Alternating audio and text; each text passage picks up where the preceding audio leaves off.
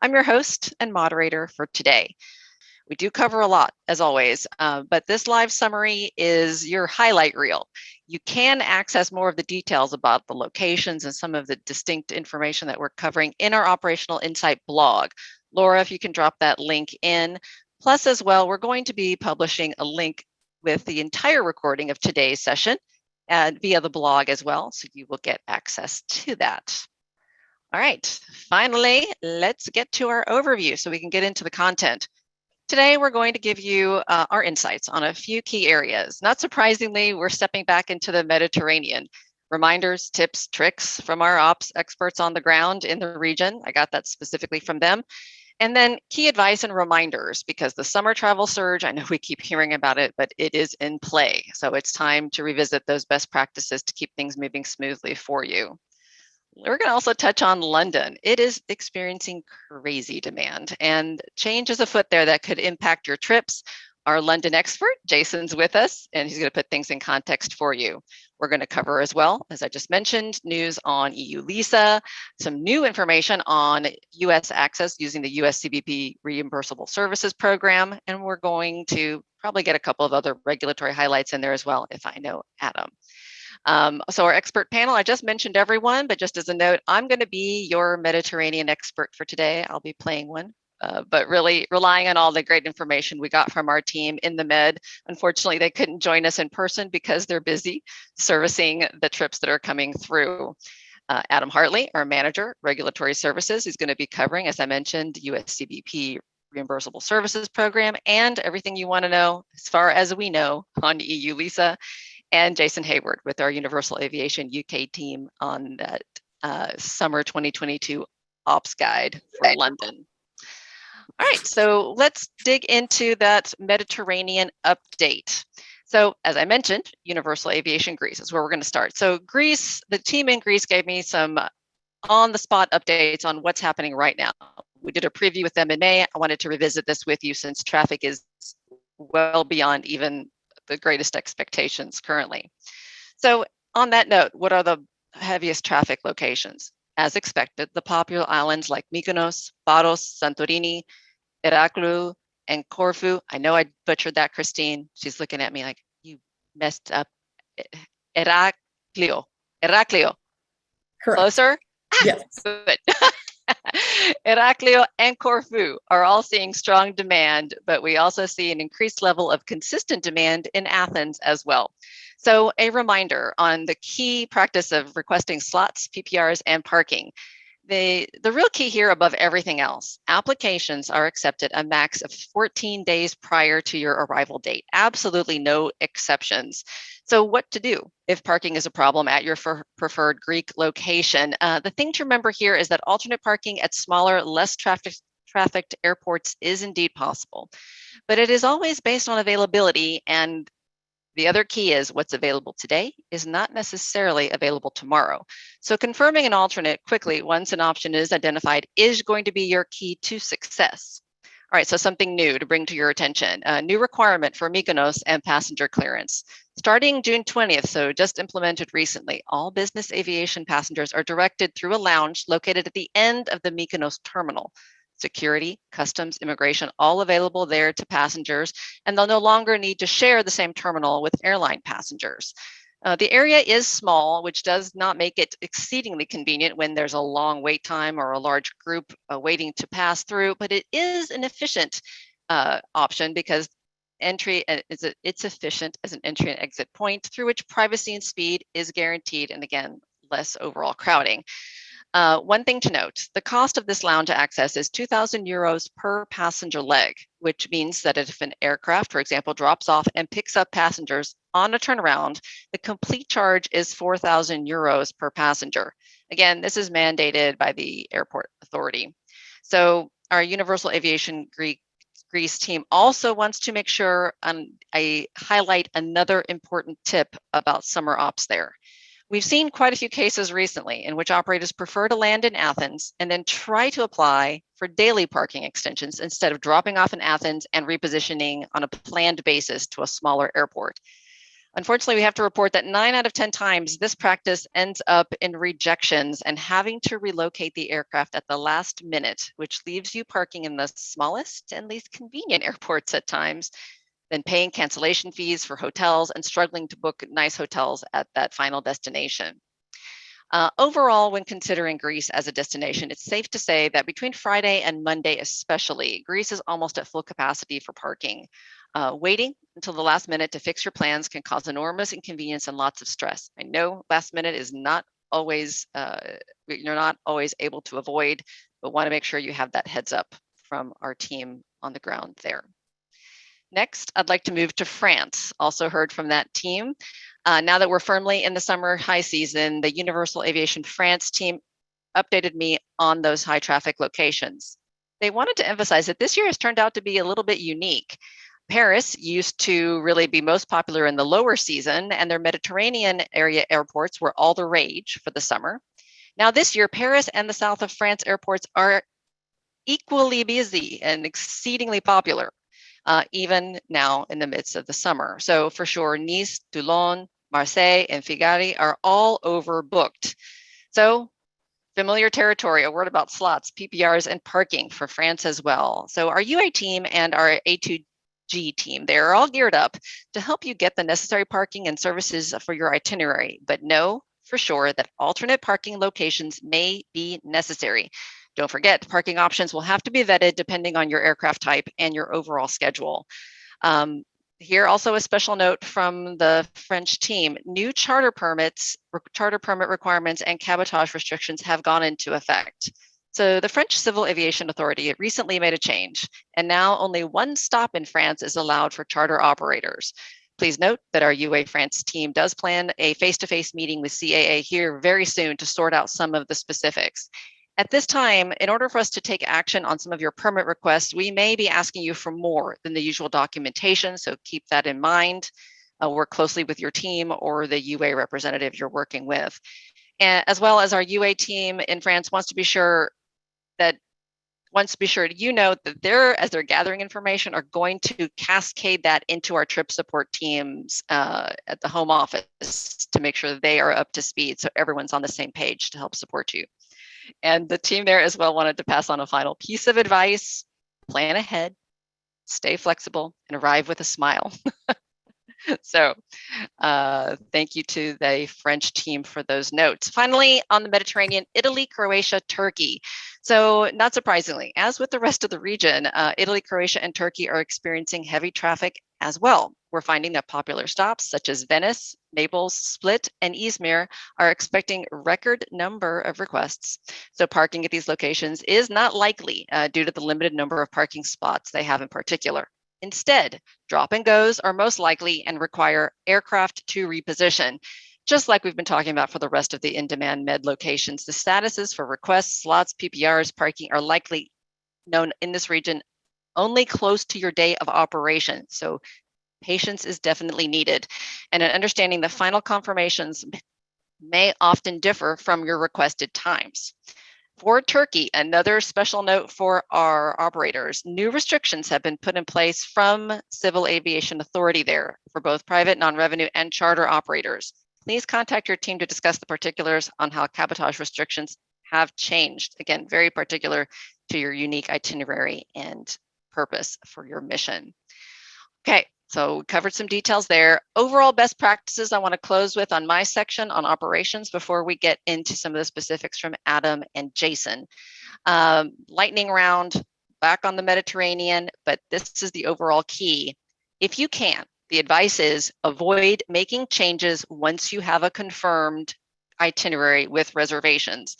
The point being here that if you do start making changes to what's already been confirmed, you could lose, and you will likely lose, everything you've already reserved and will be going to the back of the queue. So that is definitely the pro tip we want to pass on. In addition, our teams want me to let you know that the best advice, because we know changes are sometimes necessary, be sure to contact your trip support team, mission advisor, your UA, representative, if you are considering those changes, talk with us first about what those changes could entail, and then we can see if we can help you find a solution that doesn't cancel out what you already have confirmed.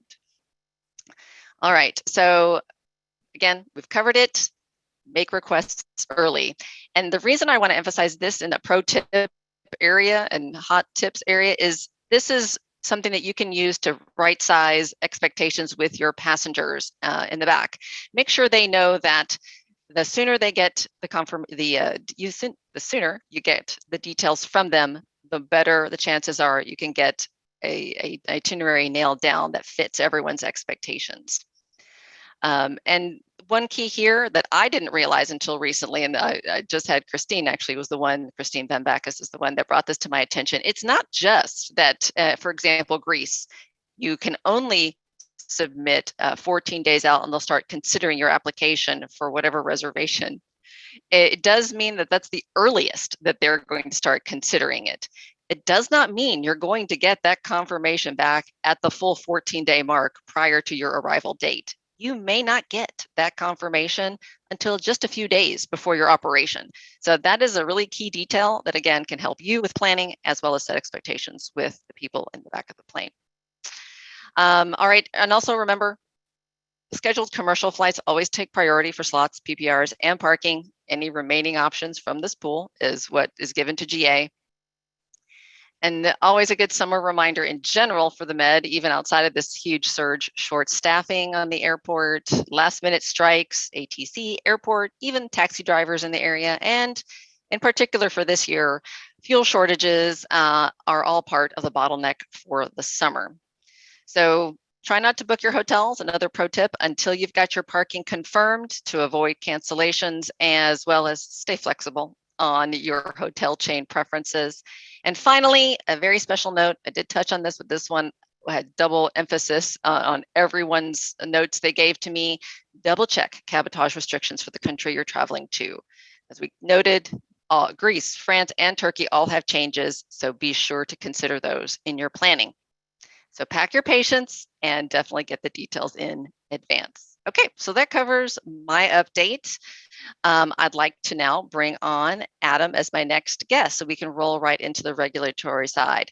As I do that, as I bring Adam on, I want to remind you, as we did at the beginning, again, we're covering details fast, but our operational insight blog, Laura, if you can drop that link in, is a great place to stay up to date on the latest information. You can subscribe. We'll send out updates as updates are made.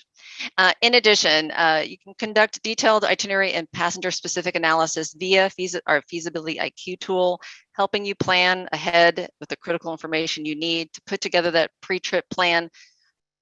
Talk to your account manager if that's something you want to take advantage of. I think Laura's going to drop in some information there. And as always, the really great folks that gave me all of the details above, don't forget the Universal Aviation website for detailed info on each location we have around the world. So wherever you're going, you can get their in-country contact information if you need to contact them directly. Got it. All right, so now we've got those details covered. Let's get to Adam. All right. So as always, a pleasure to have you with us. I know you have news on the US CBP Reimbursable Services Program, and everyone's waiting for EU LISA. So I'm going to let you go ahead and get started. Thank you so much, Annabelle, and thank you everybody for being here. Love to participate in these webinars and try to get as much information out to our clients and industry as possible. We'll tackle EU LISA first, since my last two items are both CBP related. Universal, representative from Universal, as well as a lot of carriers, service providers, and others took part in the 13th Assembly Working Group for EU LISA this morning. Great call. They covered the gamut of different topics. Some stuff is still left to be decided, but the big news coming out of that is that, surprise, EU LISA is likely to face a delay. So we initially had heard that the September date for EES, exit entry update, which is really phase one, was going to slide from September to November. It really looks like pending ratification from the member states, which EU LISA seemed they were pretty confident they were going to get, but pending ratification, still to make it official. We're looking at spring now for phase 1 implementation of pre-screening of travelers. So we don't have any exact dates yet, but we'll certainly share that information as it becomes available. The second part of that phase 2, the ETIAS program, or kind of the de facto visa waiver program for Europe that's going to come into play that works in conjunction with EU LISA, will also be delayed. So it's a phase 1, phase 2 type process. So if phase 1 is going to slide back to the spring, the separation between EES and implementation of ETIAS is going to be around 5 to 6 months, regardless of when phase 1 goes. So whenever phase 1 kicks off, set your timers 5 to 6 months. That's when ETIAS will go into play. As far as there's still the main question of applicability, we're certainly working to address that with the variety of different scenarios that business aviation brings to the table. Universal is participating with kind of a cross-functional group of service providers, operators, MBAA, EBAA have all kind of come together to put together a list of questions and scenarios that we've put forward to both the EU LISA team as well, and they're escalating that to the European Commission to hopefully give us some final clarity on, once this program is up and running, who exactly is going to be required to submit and what types of trips would they be required to submit for, so that we can make a very clear kind of matrix of when this is required.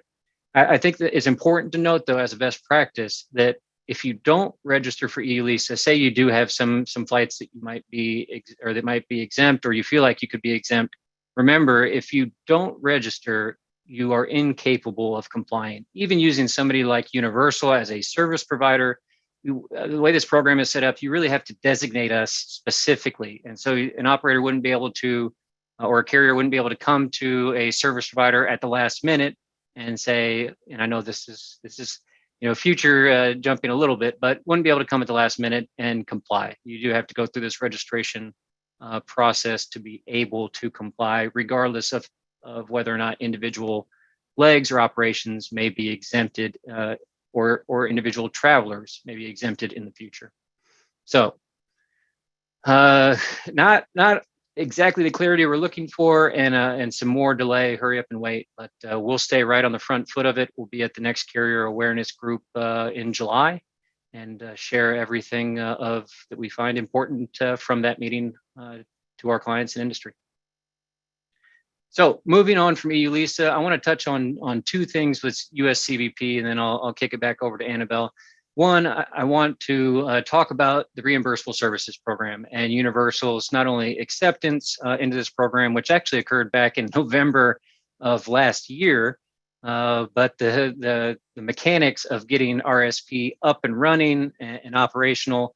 There's a little bit of paper, it's customs, right? So there's a little bit of paperwork and some processes involved, but I'm happy to announce Universal is operational with the RSP program at 11 ports. We've shared that out already, but just to name a few: Austin, Bangor, Tampa, Teterboro.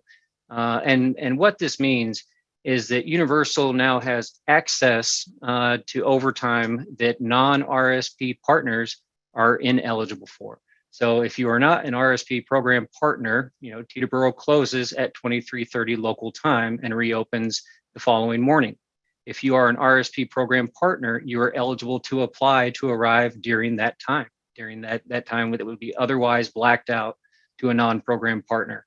So as we've seen over the past decade, and I really wish Laura Everington was on here with me to talk about this, but as we've seen over the past decade, and her and I have spoken from many podiums, CBP available standard overtime hours has been retracting and retracting and retracting.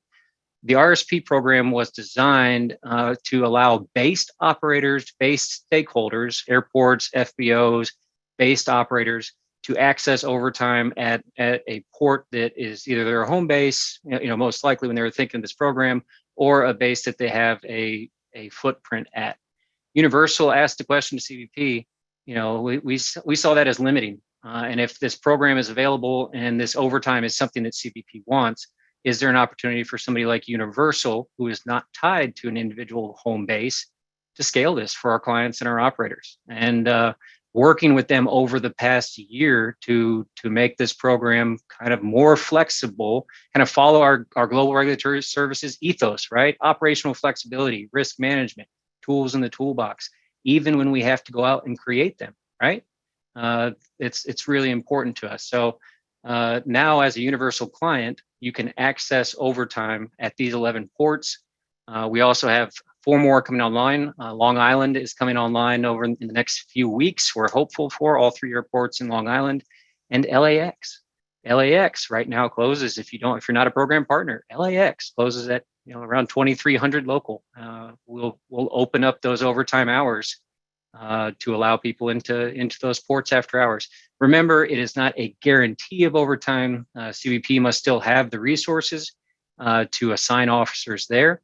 So give us all the lead time you can give us to request those when possible. But as far as process for you guys and our customers that are using us, your process really doesn't change other than understanding that those hours are no longer blacked out to you, and that if you want to pursue those hours in the ports that were approved at, we're glad to go out and pursue. So anyway, it's a huge step for us. We're going to continue to grow our program. We're submitting additional airports to be evaluated this quarter, and we'll continue to communicate with our clients and industry as we add more access, more flexibility, limit your risk, more tools in the toolbox. We want to bring these things, not only educate you about them, but when possible, bring them to the table for you to use. So RSP, really cool. Last note, we participated in our weekly CBP industry call, and there's some changes, some tweaks coming to the border overflight exemption renewal and application. So we just want people to be aware of that. In the past, the border overflight exemption was probably requesting much more information, fleet information, and all those types of things than it probably needed. Then, as we found some good synergies with CBP, the process became very, very easy and probably turned into more of a rubber stamp than the CBP wanted it to be. And so now when we're applying for those border overflight exemptions, there's going to be a few qualifying questions that we're going to ask back to our clients and our operators. So we just want you to be prepared for them. They're going to ask what type of operations you conduct, private or charter, or both. And if you conduct any commercial operations, or you state you conduct commercial operations, they could likely ask for a customs bond or something like that to prove that you are, in fact, a legal commercial operator. So this is in response to some of the illegal charter initiatives that CBP and DHS has, but just be aware that the border overflight exemption renewal will not be as rubber stamp as before, and we're going to have to provide CBP with a little bit more information, because this is a good opportunity as a touch point for them to provide vetting on the carriers and additional security for the country. With that, I'll send it back to you, Annabelle. Awesome. Thank you, Adam. And I know Laura Everington wasn't able to join us, but I know she was deeply involved and a huge force behind the US CBP Reimbursable Services Program effort. So definitely a shout out to her. So if you see her, and I know many of you know her, definitely, congratulate her on that effort as well. So thank you for sharing the good news and for the other updates. Appreciate that, Adam. All right, and from here, we're going to go on to our London spotlight with our London expert, Jason. Laura, if you'll go ahead and start dropping in that link on the blog related to London. We just updated it because we suspected that London would indeed be demand over the summer, and boy, were we right. So Jason Hayward with our Universal Aviation team. He's based in London and works with our team there, both at our Stansted and Northolt locations. Welcome back, Jason. Always a pleasure to see you. So can we start off with that update on current UK and London traffic trends, challenges afoot for GA operators, and the rest of your good advice? Thanks, Annabelle. And yeah, you're right. It seems like revenge travel is real. It is a thing. FBOs around London are reporting month-on-month record numbers of aircraft. That, coupled with operators taking delivery of larger aircraft during the lockdown, namely G650s and Bombardier 7500s, ramp space remained the same size. The aircraft have got bigger. So Farnborough has already brought in weekend restrictions. They've got a complete ban on aircraft under 7.5 metric tons, no helicopters unless they're interlining, and just a small pool of ad hoc weekend slots. Luton has a complete GA ban between 2200Z and 0600Z. That runs through till the 16th of September with limited ramp space. We're also seeing some denials during the daytime, particularly at weekends as well. Southend to the very far east of London may have night slot availability, but quite often they actually just don't have any staff. So that isn't much of an option as well, I'm afraid. We are also seeing some supply chain issues. Do not leave it till the evening before to book your catering, or else it might mean a trip to the service station for a prawn sandwich when your passengers were expecting a lobster salad. Also be wary of a lot of the pop-up private jet catering firms that seem to be coming out of the woodwork. They may be unlicensed kitchens because they're such a new entity, delivering food in unrefrigerated vans. So our advice is book your catering 3 or 4 days before at a minimum to guarantee the service that you are expecting. Transport's also in short supply. The Farnborough Air Show is on between the 18th and 22nd of July. That draws a huge amount of chauffeurs. So again, booking early is the key to getting a decent set of wheels. Charter permits as well. So in May, we actually processed a record number of foreign operator permits, that is UK charter permits. Yesterday, the UK CAA broke their own record for daily processing. That means, though, sometimes they are having to enforce their 2 working day processing times. So again, just be mindful of that for pop-up trips especially, or if you're having to change city pairs, which will need reapproval from the UK CAA. And just also a reminder, they only work 9 to 5, Monday through Friday, and no weekends as well. All right, so good advice from Jason. So with all that in mind, what do you recommend as the best options for London ops at the moment? Well, if you're needing to access London, RAF Northolt, for the first time in 5 years, is now open 7 days a week, and that is going great guns. I was just down there yesterday.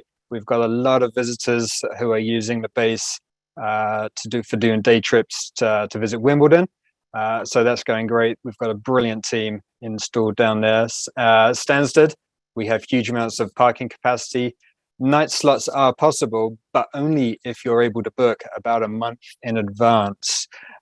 If you're looking for a slot this week or next week, I'm afraid you are going to be out of luck. There's also long wait periods, wait lists as well for night slots in case there is a cancellation too. Biggin Hill to the southeast is not 24/7 either. It does have parking capacity, but remember the long drive into the city if that's your passenger's destination. Got it. Okay, thanks for that.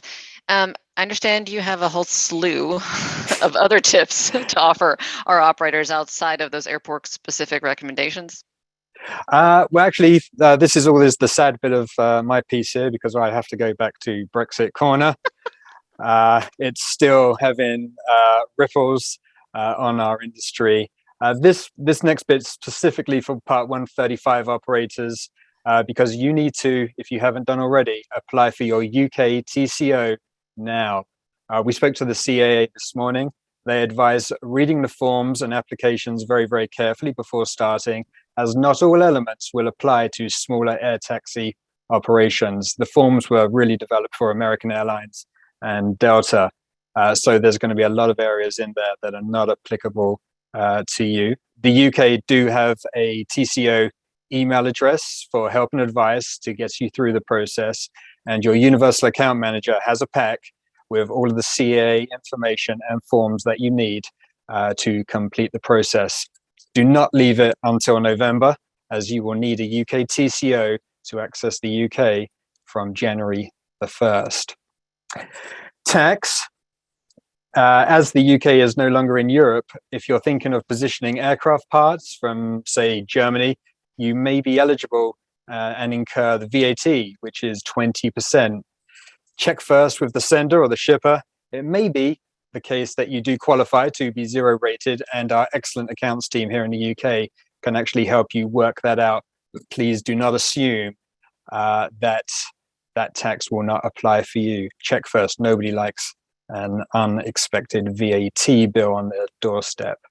And finally, and this will be Adam's favorite bit, not to be left behind by EU LISA and ESTA, the UK are developing their own passenger pre-clearance system, which will be called the Universal Permission to Travel. Now, we don't know where they got the name, but we will keep you updated as this new horror develops. Excellent, Jason. Well, on that uplifting note, from here, no, definitely. Thank you, Jason. Always a pleasure to have you back. But clearly, there was a lot to share once again on the London and UK front. But Jason's going to stay with us. I know Adam. Let me bring Adam on back on as well. Here, we're going to start addressing some of the questions you all gave us in advance.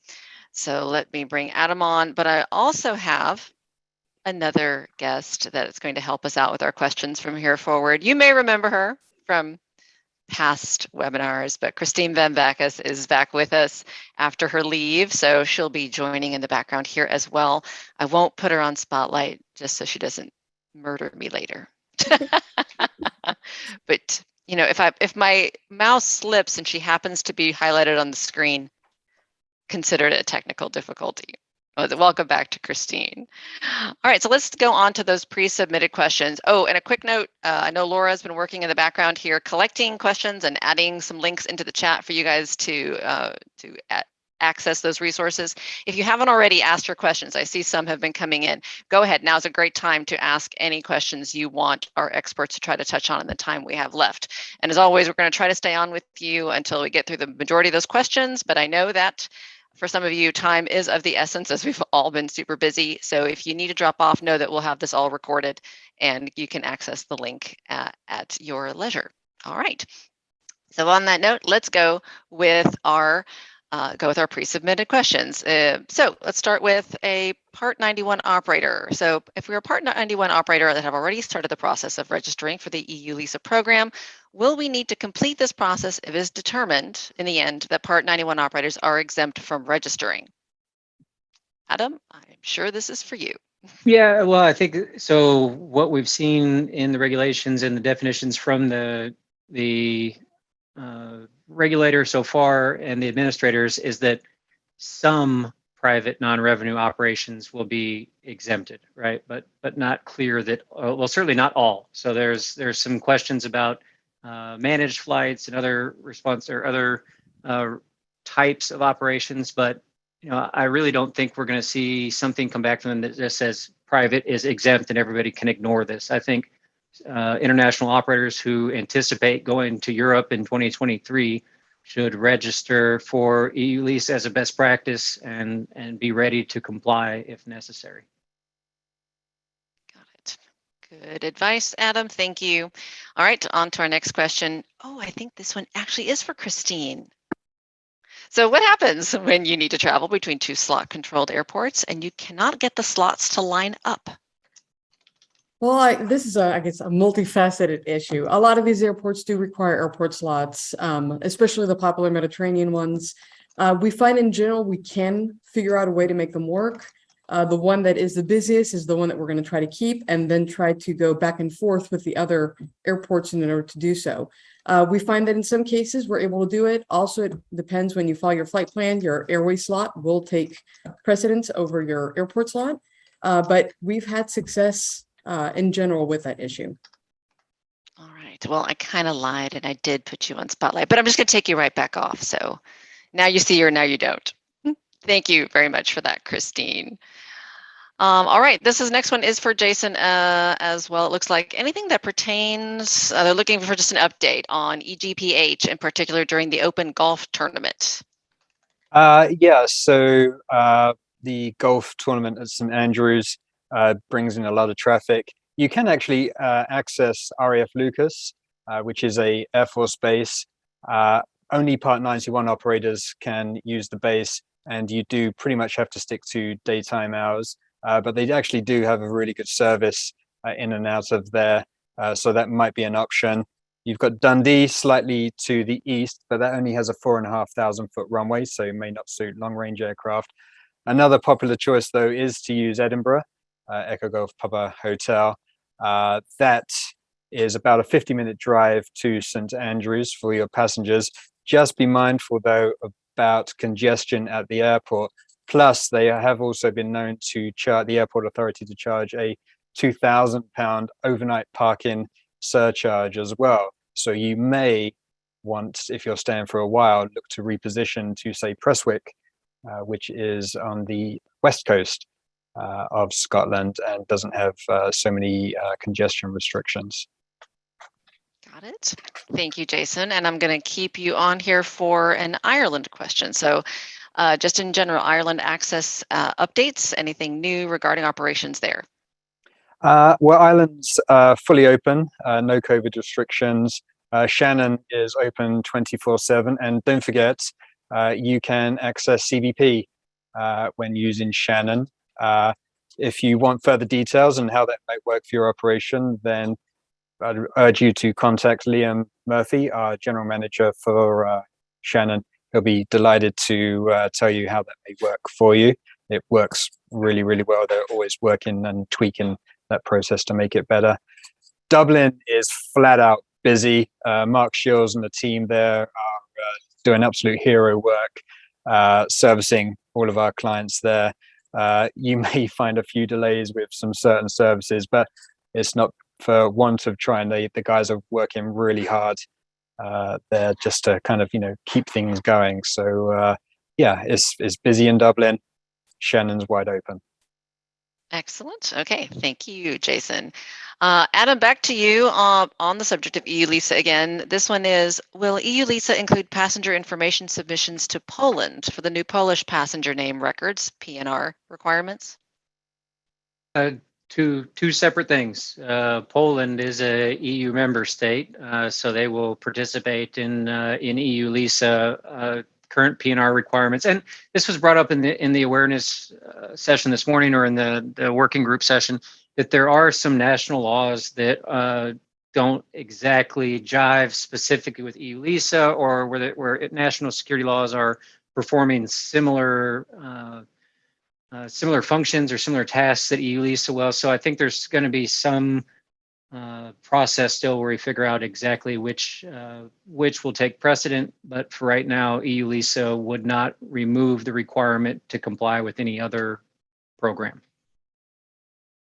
All right. Thank you for that, Adam. And I think that concludes our pre-submitted questions. From here, I'm going to give Laura another breath to get organized with our live questions. If you haven't already, just be sure you're keeping track in the chat. It looks like we are answering some questions already there. We can always circle back to those if need be, but I'm going to let Laura have the stage. Thank you, Annabelle. Adam, I think you can help us with these next few questions. The first one is on EU LISA. Is there any clarity coming that EU LISA applies to private flights as well as commercial? There are still rumors that it might be commercial only. Yeah, so like we mentioned earlier, there's still some clarity coming from the European Commission in regards to private non-revenue operations. I think it's clear that there are some private non-revenue operations that are applicable just based on the definitions they've given to us. What we're really trying to source right now is private business flights, corporate flights, where they do not have a large commercial management company or even a small management company involved in their operations. So that's really where we're after in the determination right now, is private business flights, private leisure flights, and private corporate flights are the three specific kind of categories that we're asking really detailed business aviation centric questions about. Okay, perfect. Another EU LISA question. Should we start the application process now, regardless, with the delay now being in the spring? Like I said before, if you don't register, you are incapable of compliance. So the registration process is a bit onerous. It's European regulatory, so it's a bit onerous. I can say that, Jason. You're not in Europe anymore, but it's not onerous enough that you should avoid it as a tool, right? If you don't register, you are incapable of compliance. Right. And last EU Lisa question. How is the information kept safe, confidential of the clientele using private jets? Is there any concern of this information being leaked? So that is one thing that they are very, very protective of in Europe, and in fact, Europe kind of sets the standard for the world when it comes to data privacy and the way that we manage PII information for travelers. There is a lot of security conventions, statements that anybody associated with the portal on either the carrier side or a service provider side have to make.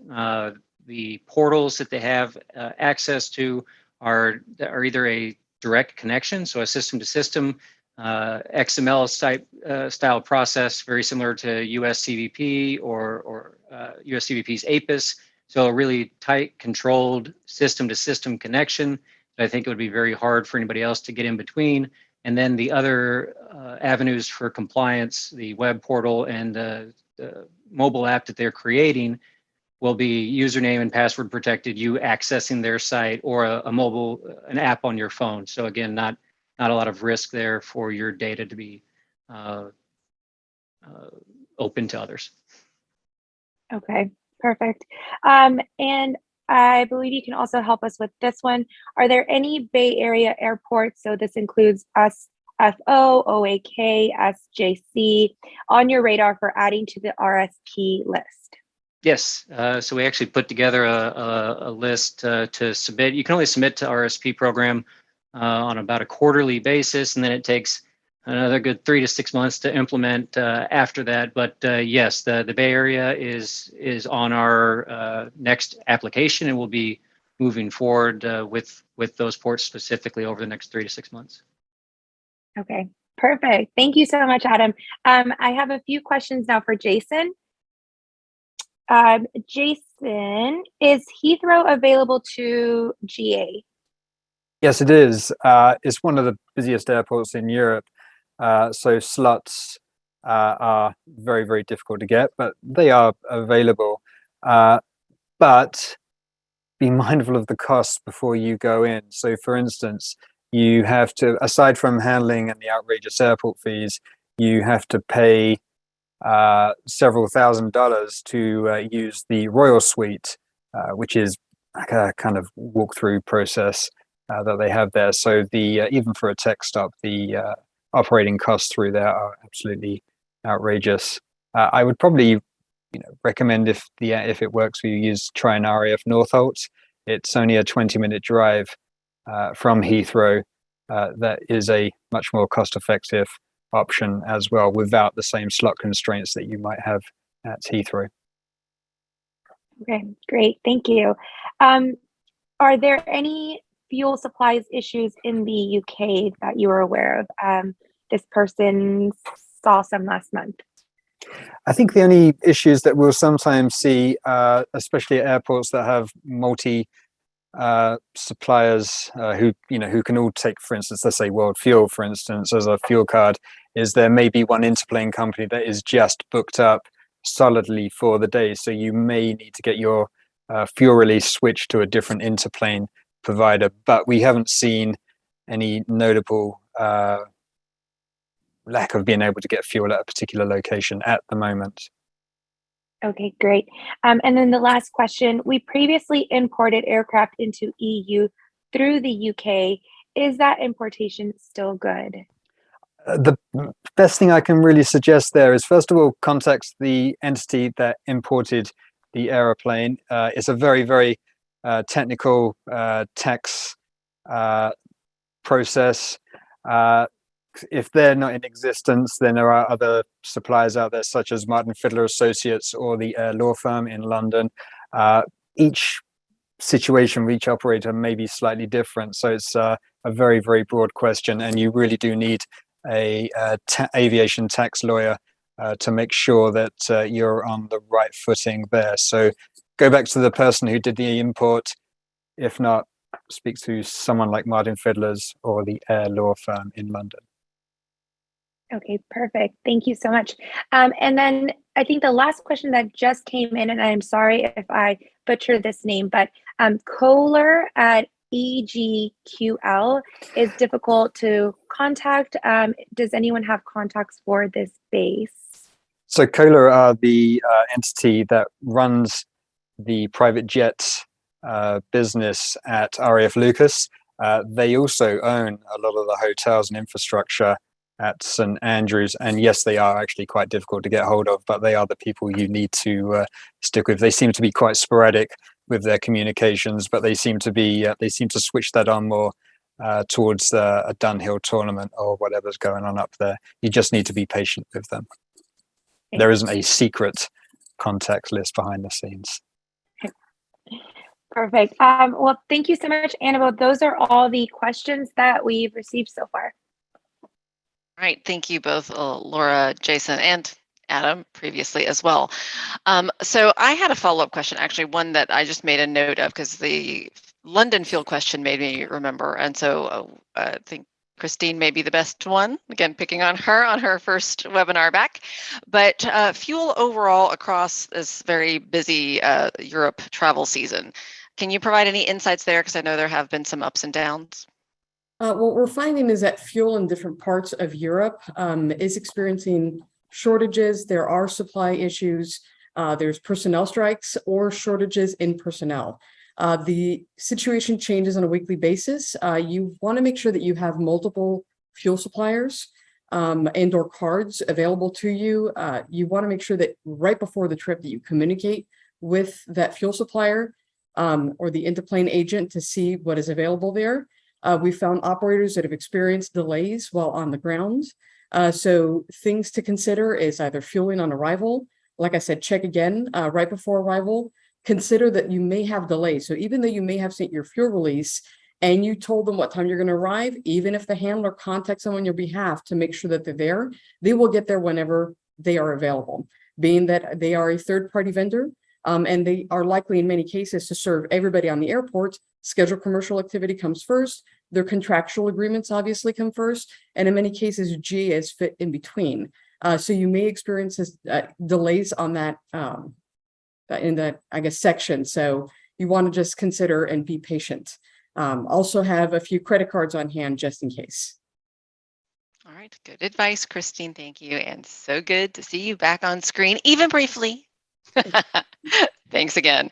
All right, so as we wrap up for today, just remember those links are in the chat if you want to pull those off, especially if you want to subscribe if you haven't already to the blog. Great place to get more of this information sent to you on a regular basis and access it all, as well as if you are a current Feasibility IQ subscriber, if you want more tips and tricks on that, your account manager is the best person to get you that as well, or get you started with a trial on that product. I believe we have a 15-day free trial currently active, so don't forget to take advantage of that if you want to experiment with it. In addition, on my side, I want to say a huge thank you to this team. Looking forward to having us get on a regular schedule again. We're looking at about 5 to 6 weeks between our sessions at this point. So right now, we're looking at the beginning of August for our next program. So it's plenty of time for all of you to get more of your suggestions over to me and our team on what we can be including. While we wrap up, Laura, anything else last minute that came up on the Q&A? Because while we have our experts handy, we can always try to wrap those up. If we miss you for any reason, we'll reach out to you one-on-one. But in addition, send those ideas for upcoming webinars, guests, or topics to me and the team at operationalinsight@univway.com. Laura's going to drop that in the chat as well. Let me know how we can make this program beneficial to you for the beginning of August. Any other questions, Laura? Or are we good to go? No, we're good to go. Excellent. Well, thanks everyone for your time. Appreciate your feedback as always. Look forward to seeing you this fall when we get back into our live and in-person events for NBAA and others. So do reach out. And in the meantime, have a great, and for all of you in the US that are celebrating the 4th, have a great 4th of July long weekend. Enjoy. Thanks so much. Bye-bye.